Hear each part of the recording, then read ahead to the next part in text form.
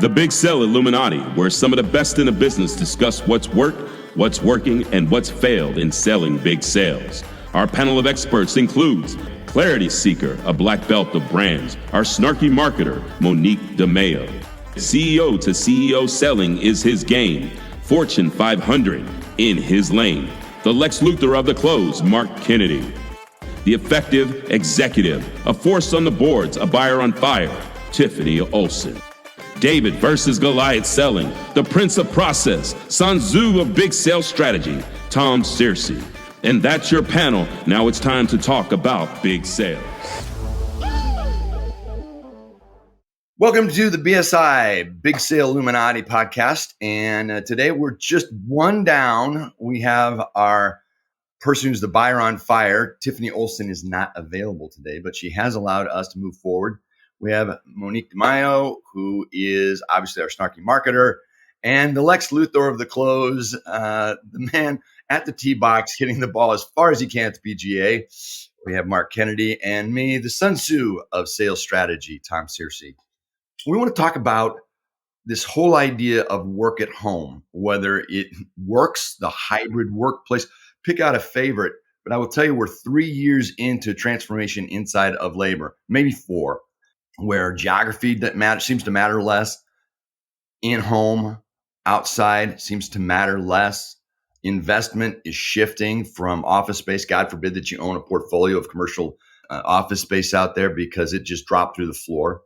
And we need to understand in selling big sales, working through all the selling that's out there, what does this mean? Will it work? Has it had an impact? And that's my first toss up to Monique. What's the research say? What do the numbers say? Well, I think we're gonna make this available to the folks who are listening and watching. But there's conflict between people feeling happier with their work-life balance and turnover when companies is less when you offer a remote option. But yet, only 13% of workers are feeling more productive at home than their office-bound counterparts, which is an interesting study out of Stanford. And another one that says that the turnover, Harvard reports that businesses that offer remote work have a 25% lower turnover. So that's significant.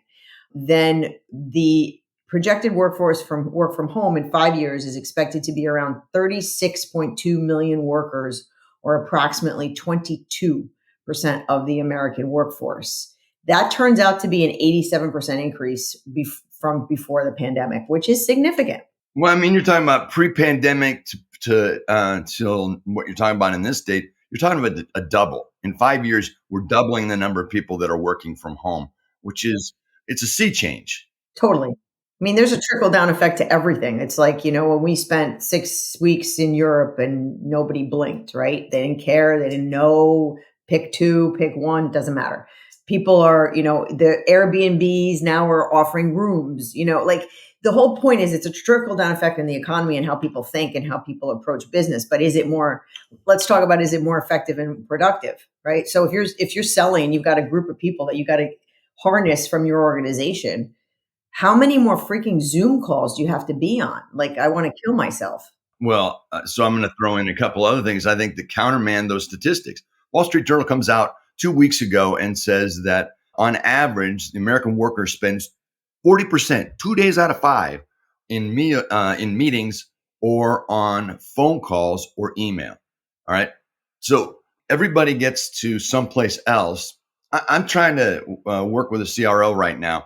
For some reason, she thinks her job is to have meetings. She'll have a dozen conference calls or Zoom calls in a day. And she's forever showing up and saying, I'm so sorry I'm late. And then I've got a hard out at this particular time. And if you do an inventory of it, it's the inability to communicate that you would have inside of a building, just grabbing people on the run, making a quick point, move it. Instead of that, at the CRO level, she's having to make certain that everybody has the communication. We're all moving. If I hear the word friggin' alignment one more time, I swear, I'm going to stop drinking coffee, which I'll tell you is not the best issue for everybody involved. I have a very, very strong opinion about this. There's only one location in sales that matter, and there's really 3 locations that are possible. The one that matters is salespeople in front of customers. There's a substitute for that. The other two are salespeople at home and salespeople in offices, right? Salespeople in offices is coaching, teaching, God knows what else people were doing in the office back in the day. But getting those salespeople in front of customers is, I think, what matters more than any of the other productivity numbers. I'm in my second decade of being a hybrid worker. So I've been, even when I had my own business, I was completely focused on making sure I was in front of those customers every day and every week. I mean, I've literally never had an actual office. It's been, God, 1994 was the last time I actually had a desk in an office. I think the greatest thing that's ever happened to sales is the professional acceptance of video conferencing, Zoom. Yeah, I would agree with that because it counterbalances the inefficiency in many ways of travel. Yeah, and as a guy that runs companies, I'm able to capture a little bit more of time and attention. Like think about the time that's lost in the day. You get up, you get a shower, hopefully, you get yourself cleaned up, shaved, ready to go, dressed. You get yourself during your commute. So there's 1 to 4 hours a day that's lost in the overhead of work. And when you can decouple location from a talent location from a physical office requirement, you can get the best and the brightest to come work for you if you're willing to be flexible. But I go back to the issue of the salesperson. So, for example, being in front of customers. This week, I had an opportunity to be in front of a customer I haven't been in front of face to face, three-dimensional. And what customer was that? It was upstate New York, and it took me 8 hours to get there, and it took me 8 hours to get back. While I was there, I was able to have some good meetings, a meal, and etc. But it's a 3-day process for a 1-day value. So there's the trade-off of that. There's the second way in which you're pulling together people to get strategy and sales discussions done. I agree with you, Mark. If I'm selling, right, that's what I want to be doing is in front of the customer. You're doing big sales. There's lots of strategy pieces. There's data pieces. There's development pieces that have to go on along the way. I mean, for every 1 hour you're in a face-to-face environment with a customer, whether it's there or it's by Zoom or one of the other virtual environments, how many hours prior, if you're doing it well, are being spent? It's like, well, here we are at the PGA Championship, right? If you talk about the guys here that are doing incredibly well, or any one of the people that qualify for this event, what they're going to tell you is for every hour I spend on the golf course, I'm probably spending 40 or 50 hours practicing. So their ratios are really high. And I think it's probably more for business. If you think about, if you're doing big sales and you have a team behind you that's doing the research. Now, granted, this is where we go back to the generative AI discussion, right? How much of that can be shortened by that? That's where I think the value of those tools are, but that was for another day.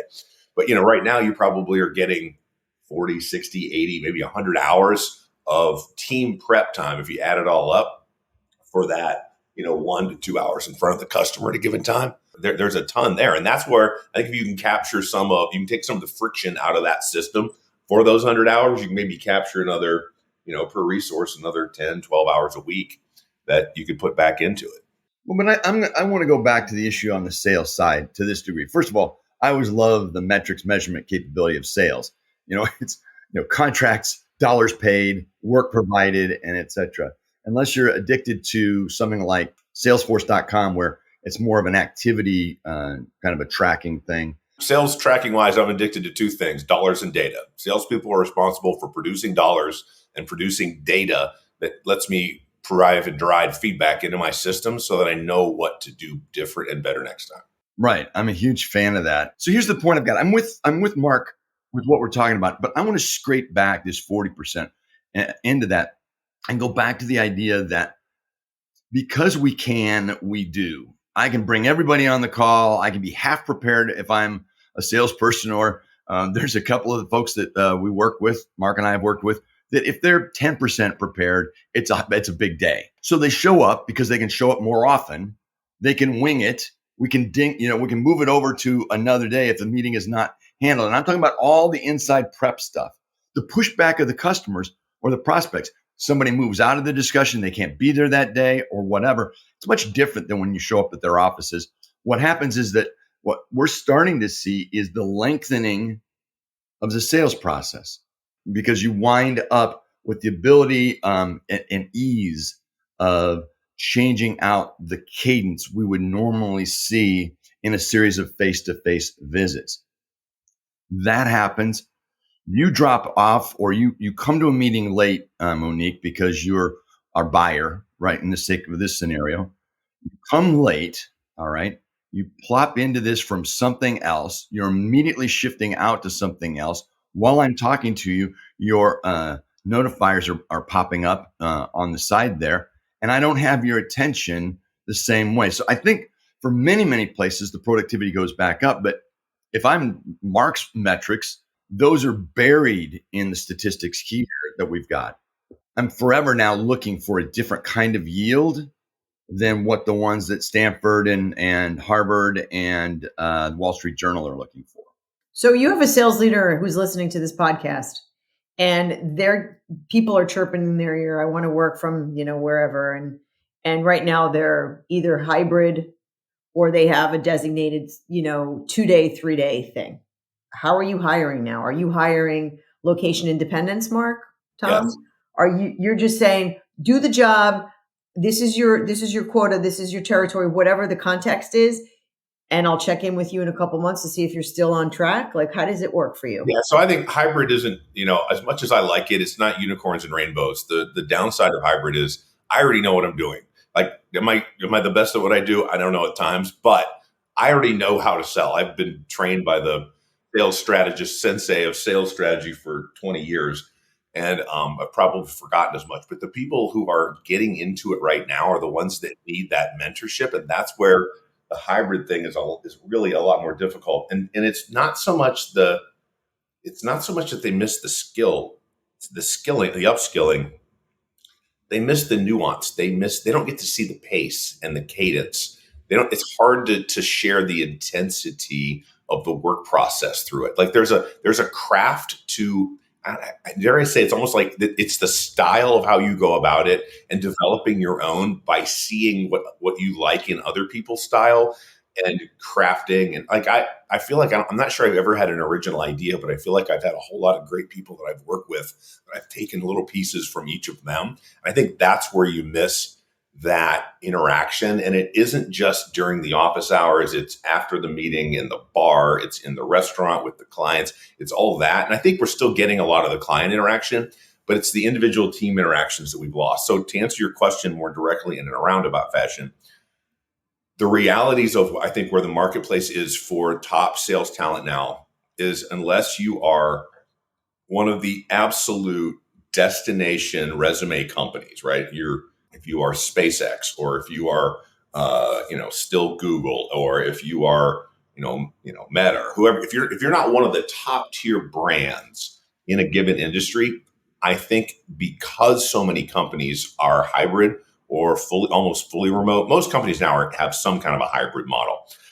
I think you almost have to. That's one. And the second thing is the demographics of the young people that we're hiring right now.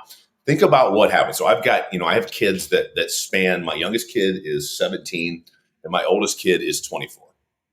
And when those kids, and then a cadre in between, and when those kids hang out with their friends, sometimes, like, and they're in a room with a bunch of people, especially the girls, it's dead silent, but they're all on their phones.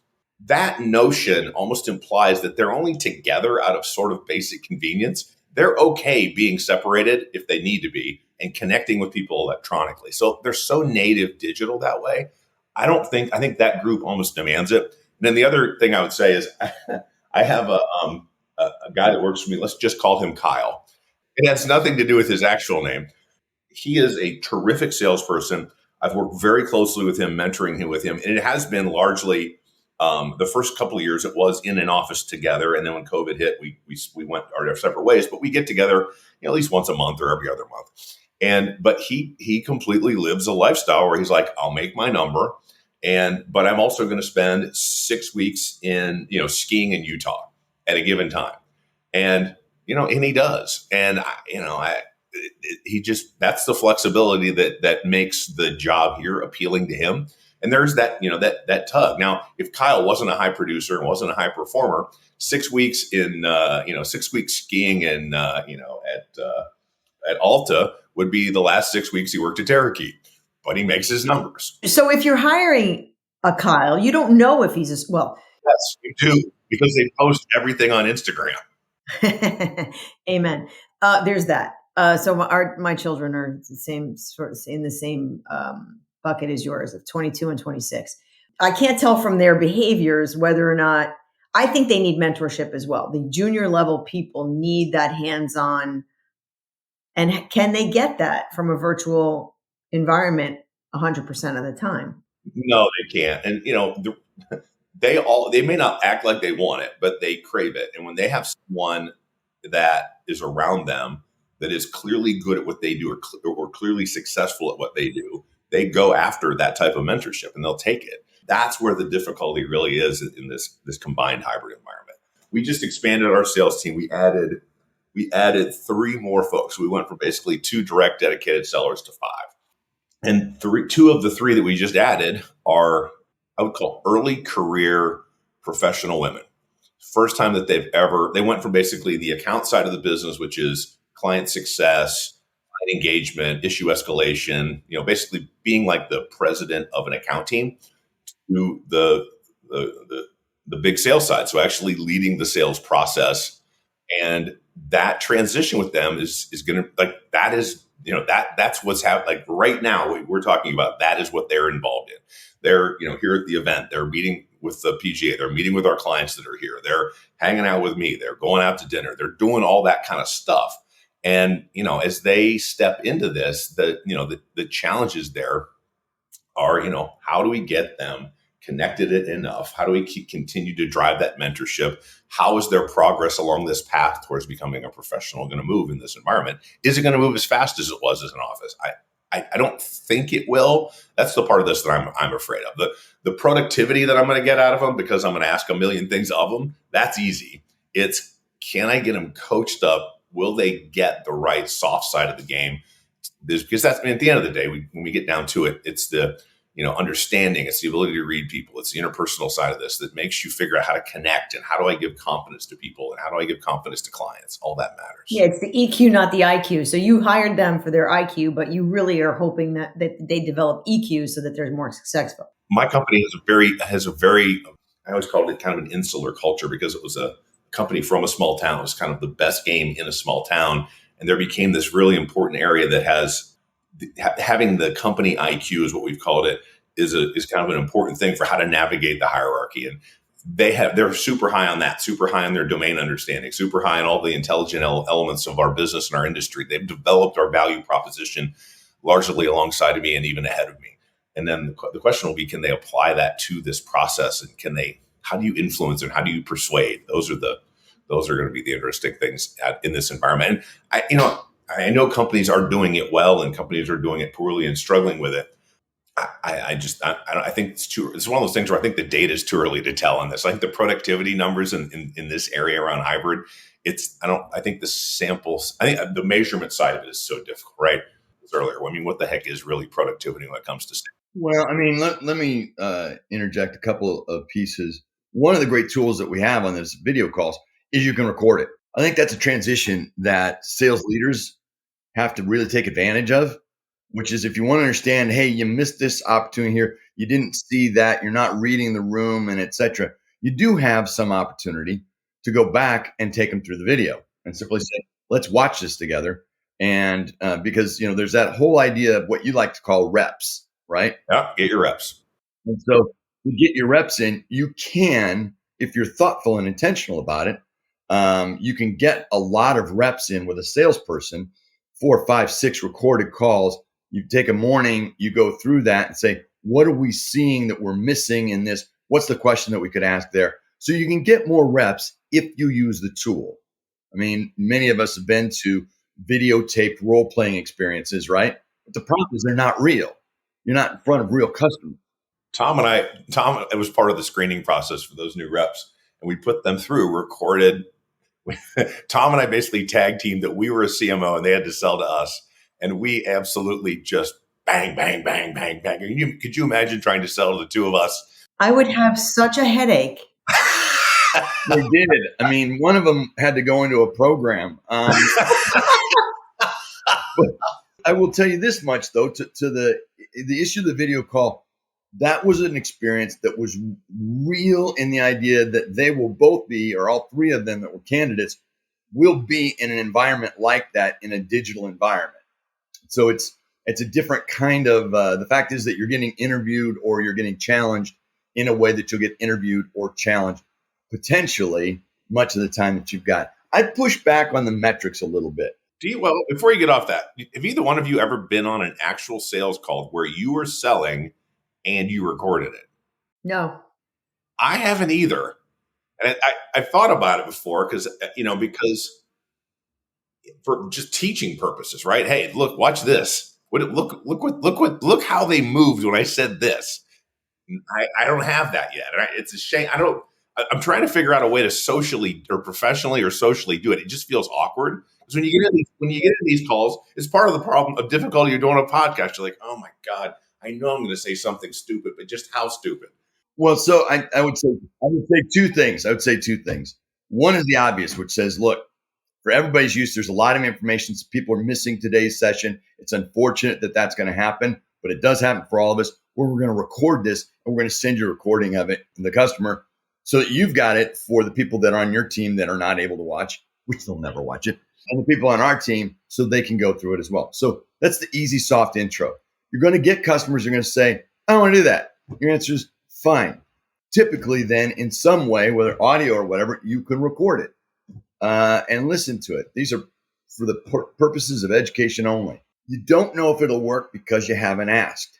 Yeah, no, I get that. But listen, at the end of the day, I think, I don't know what Mark's point of view on this is, but I feel a little bit, I guess it's in a little bit of an awkward thing. We're talking, we're trying to, get to a certain place and you're building rapport and you're building a relationship. And if it's somebody you don't really know, maybe you work with I typically work with the organization and I may not know that person and they were a warm intro. And now I'm like, hey, I want to record the call. Yeah, I mean, the nature of the recording I'm saying is not in the first meet. I'm saying you start to go deeper into the conversation where you're not just, it's not BS. You really are trying to capture the information and et cetera. There's a second piece to this that one of the folks that we work with does, and that's that they send the whole thing and have it transcribed. And so they just you'll get a video of it and you'll get a transcription of it, et cetera. I understand what we're trying to look at nuance and et cetera. Give me nuance with 12 people on a video call. Okay. I'm not talking about the first meeting. I'm not talking about the second meeting.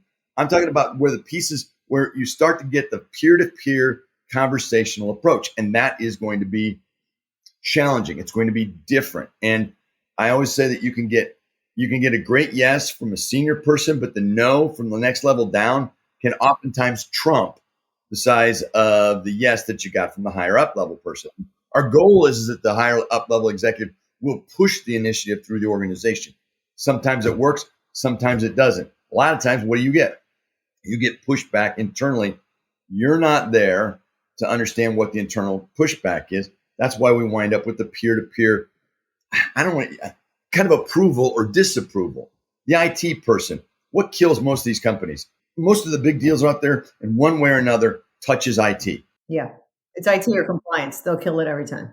Yeah. So if we don't have peer-to-peer in those environments, which means that you've got all those dimensional pieces that you're talking about, Mark, nuance, relationship. But we need to go back to the point at hand, which is there a right answer to hybrid, all or nothing, zero office, zero work? Let's go to the other extreme. What do you think about Elon and Jamie Dimon and Zuck bringing them all back? Because there are a lot of people that are saying, thank God someone said it, right? They can be the bad guy standard for the industry to drag all them salespeople back to the bullpen. What do you think about them? I think you've got a lot of signaling that allows you to get rid of a whole bunch of headcount without saying we're doing layoffs. I mean, all of a sudden you say, Zuck says, well, everybody's got to come back to the office. He's got more ability to measure increments of performance than most companies that are out there. Why does he want everybody back? Well, it's a lot easier than saying I'm going to lay off or get rid of another 10,000 people. You just let them opt out. Or secondarily, you go ahead and say, you can do this, you can't do this. And people start to do one-off negotiations of the can I.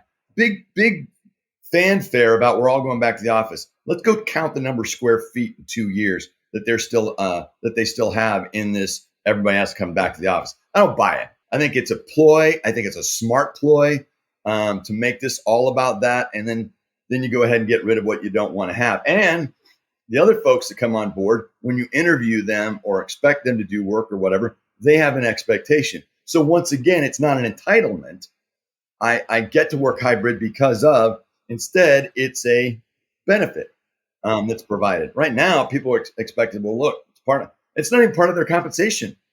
Their answer is they just expect to work from home. Speaking to this mythical guy named, what was his name again? Kyle. This mythical Kyle. Mythical Kyle. It's going to take dynamite to get that particular guy out of his house and in front of a customer. Because once you plant those cheeks in the chair, they don't move. Because I can get everything done by Zoom. Yeah, but so who cares? So my attitude is, because you're old, do you care where his ass was when he made the deal, when he closed the sale? No. You don't give a shit. I have 5 metrics. All right. I want to hold this out as 5 metrics. The easy ones are the first one is conversion percentage. Everybody gets that. How many opportunities are you converting? Write that down, people. Conversion percentage. All right. The second piece of that is the scale of the deal that you're bringing in. Are you bringing in $100,000 deals, $1 million deals, or whatever? So I want to understand, are you converting them? How many are you doing them? Velocity. How fast are they moving through the system? Here's the issue you've got in velocity. That's where the real core issue of problems start. Is it 8 sessions, 10 sessions, 6 sessions to move that through? How much are you getting done in any particular piece of velocity? Fourth thing I want to know is efficiency. How many resources are you taking inside of our organization to get things done? Last piece out of all of it, all right, is just simply volume. How many are we moving through? So you take all 5 of those, and I've got metrics that matter. 2 of the big metrics that are not being measured right now are velocity, right, and efficiency. I'm going to throw one more on there. Persistency. How many of those clients are going to be my client in 12 and 24 months? And you can't know that then, but that's what I care about. That's where you don't make your money in the first month, you make it in the last month. Love that. I think persistence is a great one to add to that. I would say what's sticky on the inside and unrepresented as far as the cost of sale, the cost of new customer acquisition, is how many resources you have to use internally, how frequently to get something done. I'll give you an example. Right now, there's one of the clients I'm working with is pitching a $5 million annual recurring contract. All right. We are on maybe presentation, structure, 5th iteration. Why are we on the 5th iteration? You're not storyboarding it out on a whiteboard to get that all done the way that you normally would. They didn't ask good questions up front. You developed a strategy. Then you got incremental pieces of strategy or information from a variety of different people on a variety of different calls between all of the organization. So if you're calling into a company and you're going to do a 3-year contract of $15 million, you're not going to get one voice.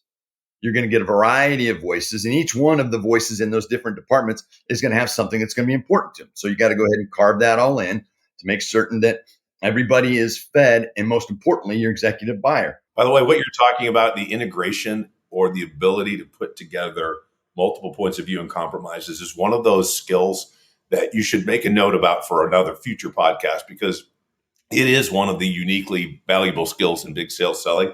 Because in the example I give and the analogy I give is, if you put together 2 different things, if you put together a car and a truck, there's 2 distinct outcomes that you can get. You can get an SUV, or you can get I forget the punchline name. What the hell are they called? Always helpful. Laura, I shouldn't have been out so late last night.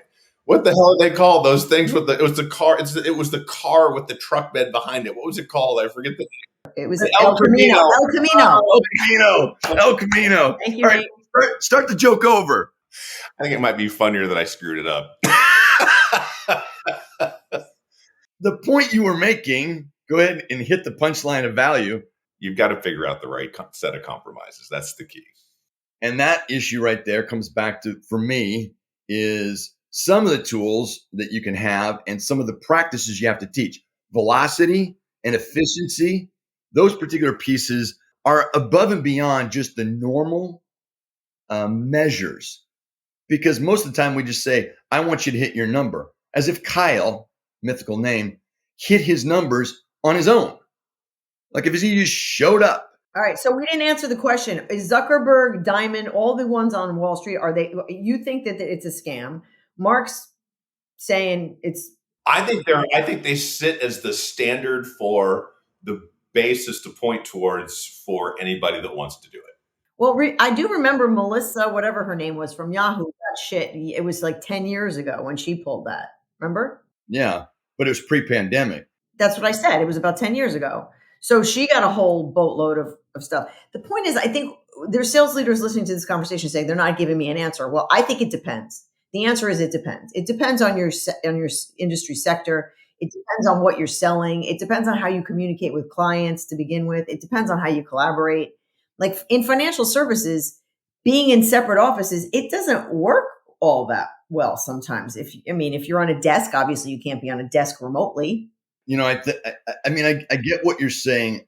And inside of that, there are different people who are better at this than others. They're able to get video cues. They're able to ask questions. Maybe they're better just because they get more meetings in a day. So they're more efficient.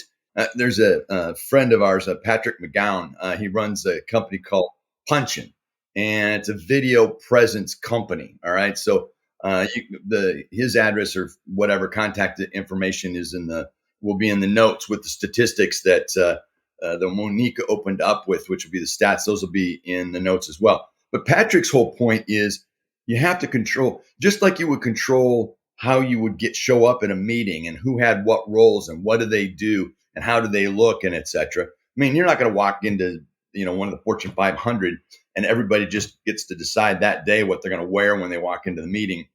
And we're going to look at each other and say, you got slides 5 through 6 and you've got slides 7 through 9. And for God's sakes, at least I hope that's not what's going to happen. But you've got to, if you're going to show up in a session like this, you have to show up differently than you would in a 3-dimension, but it still has to be intentional. So I think that there's a lack of preparation today in that realm. In that realm, I think the opportunity for salespeople selling large deals is the prep and the work and the reps, I think is what you call them, right, Mark? The at-bats, whatever. They're not being done. It's very, very lackadaisical. It's very much, shoot from the hip. Okay. So you guys jump in, but I think there's some very, very core prep things that can be done. And I'm going to enumerate off the ones that I've got and then you throw in. But for video call prep, all right. Which could be a podcast in and of itself, because honestly, that is a big deal. I think so. Video call prep, silly as it sounds, there should be the agenda in the chat box as well as having the agenda for everyone who's in the room. So number one is just having the agenda. It's a professional courtesy to have that up and everybody have a section to it. Secondly, and this happens. Well, stop before you go any further. Circulate the agenda before the meeting. That's the first and most important thing. Get it in front of them before they get there. Contextualize. I can't tell you. I get on these Zoom calls where people either selling to me internally like, hey, do my initiative, or hey, let's do this, or externally like, and you get on the call. I have no idea why I'm starting the call. So we'll start off with the things you have to have for a video sales environment. Number one is you have to circulate the agenda in advance with the objectives that you want to have from why are we even getting together. Secondly, you should put up the agenda in the chat box as you're moving through the segments. Third thing is if you have slides, documents, whatever, provide those in the chat box as links. Even if you're presenting them up, make certain that they're available to people to follow up on later as long as they're appropriate to do so. Fourth, you have to prep your team. They have to know what part of the conversation is theirs or like we're doing right now, somebody has to play a section of moderator for each other. For example, Monique earlier just said, thanks. We've been talking about a lot, but I'd like to know, is it good or bad that Zuck and the rest of these clowns have gone ahead and set everybody back? So you have to lay that out. And then fifth, I would say, and this is really odd, Mark, I know you've experienced this, Monique, when you've been selling with teams, sometimes no one knows when the call ended and what winning looked like. So you wind up, if you follow that prep, people show up to me from your side, not always from the buying side, but at least the buyer side. They've been given and circulated what the agenda is. They showed up and they could take a look at it at the end. And you can go through the very end and say, here was the outcome. Did we get it? So those pieces give you a little bit more oomph to handling video-based callings, which is really what hybrid selling has a lot to do with, is sessions like this. So we're saying, as a group, bringing it all back, are we saying we think that a little bit of everything is okay, provided you have foundationally a structure and a format and accountability and criteria to measure your salespeople with? Is that what we're saying? You know, what's the expression? Numbers don't lie. But lie, no, it's lie. I think it's numbers don't lie, but liars can figure. Figures don't lie, but liars can figure, I think is what you're trying to say. That's a great phrase right there. There are components in sales that have historically been the components that made it very binary. You got your number or you didn't get your number or whatever. We move into a world like this, and all of these productivity numbers and statistics are just BS because there's no threshold of evaluation. There's no accountability for the secondary resources required, or the secondary and third and fourth and fifth meetings it takes to get something. No, you're hitting on something that's a really important point.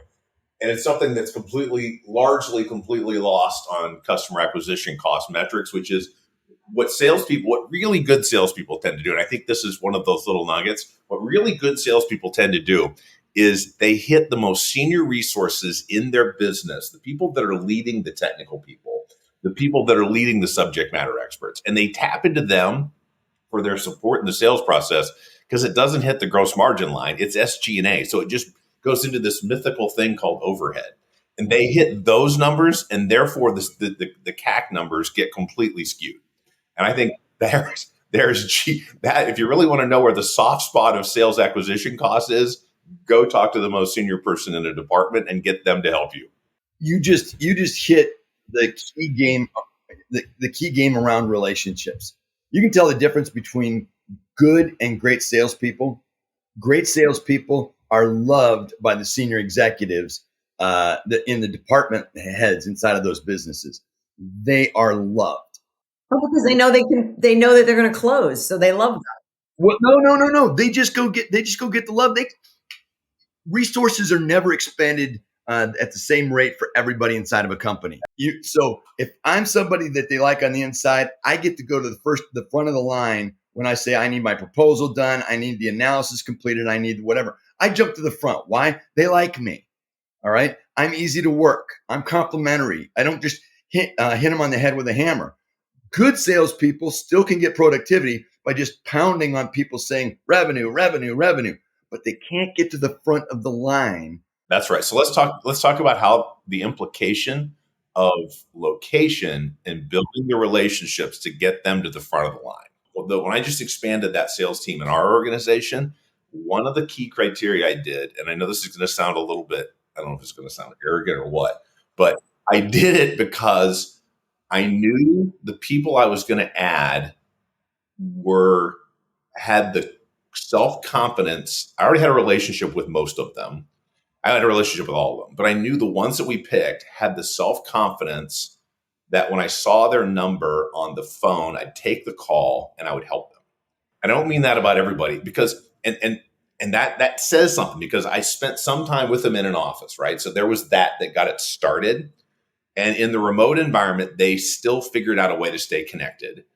And in the client meetups, they did the right things. Like, what I expect out of a salesperson in these types of scenarios is I expect them to tell me what they need. Like, if I have to come in and start driving sales strategy, like, I'll drive sales strategy at the beginning. I'll collaborate to drive account strategy in the second stage. But once we start moving down the path, the individual meeting strategies, I better not be the one making the decisions. What I need them to do to me is like, how would you use an executive to drive confidence into a program? That's it. And you better have an answer to that question. And that's whether that's remote or online or in person. It's the same approach. How do I bring in that sales leader strategically? All right, so let's go back to your depends comment, Monique, and we'll kind of pull this together. You said the word depends, and so the curiosity is depends on what? And we've talked about a lot of circumstances around depends. I think one of the depends pieces is how many people will be necessary on the buyer's side of the table. So that's where it depends upon whether we need to be face to face or by video, or we need to be in some sort of an other environment. So how many are there makes a big difference. If you ever pitch to a room on a video call that has 12 people, it's going to be a very different kind of experience than if you can get 12 people around a table or in groups of 6 on a video, whatever. So it depends upon the number of people on the buyer's table. I think it depends upon proximity. If you can get there, right? As long as they're there. I mean, meaning that there's no sense in us going to a hybrid environment where there's one person in the office and everybody else is scattered around the country. I think it depends inside of the cycle where the moment of inflection is, the moment in which everybody's head needs to nod left or right so we can read it. So that would be a great moment if we can bring everybody together for that. However, you guys help me with the other depends. Most of the times, first calls, first meetings seem to be done digitally. Yeah, that's the norm. That's the tip. I mean, remember, it used to be done on the phone. So now it's just done on video. But that's it. No one got together until you were kind of in that serious, we're beyond the dating part. We're ready to either, get engaged, get married, whatever the analogy is going to be of the day. For big sales, we've said we got to measure the activity different. All right. We've talked about that. We said it depends on whether we use one form or the other form. We said it matters how you show up in your preps. We've gone through the show up and the prep. Like I said before, some of these things are going to be in the notes that we've got right now. So we've said all of those things. And there's a discrete set of measures that have to be looked at in this hybrid environment around issues like velocity and efficiency, where we're missing some of the secondary measures. I'd only close out with, I don't spend a lot of time with companies that are Zucks or Diamonds or whatever size. I spend a lot of time with people who are selling into companies those size. And the fact is, if they bring everybody back in, it makes it a lot easier for our companies to sell to them than otherwise. So my answer is bring more of them home, and then they can all go to the PGA together, go hang out with Mark. Mark, what do you got? Anything close us out? No, I was just thinking I think if you work for a company that is 100% remote and they won't pay you to get together with the most important people in your organization at least 4 times a year, find another job. Great point. Great closing point where our answer is us all getting together has no value. Then you're in the gig workforce, and we'll talk about that another time. All right, everybody. Good session. Everybody go out and make your biggest sale ever.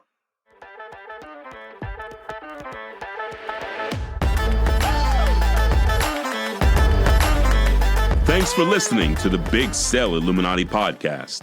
If you like this episode, give us a thumbs up and let us know in the comments. Also, be sure to subscribe to the podcast on whatever platform you're listening on. Until our next episode, best wishes on your big sales.